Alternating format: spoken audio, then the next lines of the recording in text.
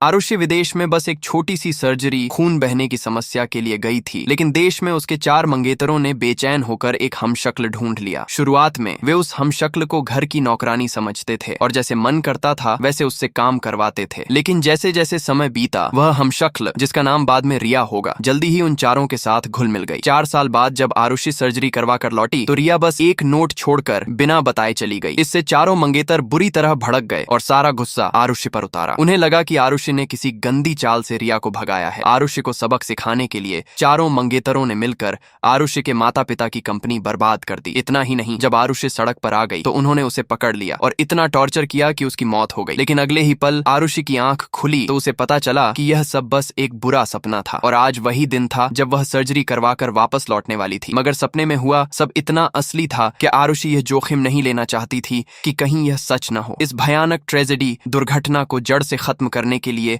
आरुषि ने फैसला किया कि वह उन मंगेतरों से सारे रिश्ते तोड़कर किसी और की पत्नी बन जाएगी। इसलिए उसने तुरंत अपनी माँ को फोन किया। आरुषि के फैसले से उसकी माँ हैरान थी, पर उन्होंने आरुषि का सम्मान किया और आर्यन के परिवार से संपर्क करने में मदद की। इधर इन सब से बेखबर चारों मंगेतरों ने आरुषि के लिए एक ग्रैंड वेलकम पार्टी रखी। लेकिन पार्टी में अब नई बनी हमशक्ल रिया ने जानबूझकर मंगेतरों द्वारा आरुषि को दिए गए सारे गिफ्ट्स को कुछ अश्लील और घटिया चीजों से बदल दिया। नतीजतन गेस्ट्स, मेहमान आरुषि के बारे में खुसर पुसर करने लगे। उन्हें लगा कि आरुषि बहुत लूज कैरेक्टर की है, इसलिए मंगेतरों ने उसे ऐसी चीजें दी हैं। तभी हमशक्ल रिया बड़ी मासूमियत का दिखावा करते हुए आगे आई और कहा कि ये सब उसने गलती से कर दिया। लेकिन जब मंगेतरों को पता चला कि रिया ने गिफ्ट्स बदले हैं तो उन्होंने उसे डांटने के बजाय प्यार से उसके आंसू पोंछे और कहा कि वह इतना गिल्टी, दोषी महसूस न करे। अगले ही पल रिया ने पास रखी एक ड्रिंक उठा ली और चारों मंगेतर भागकर उसके पास पहुंचे,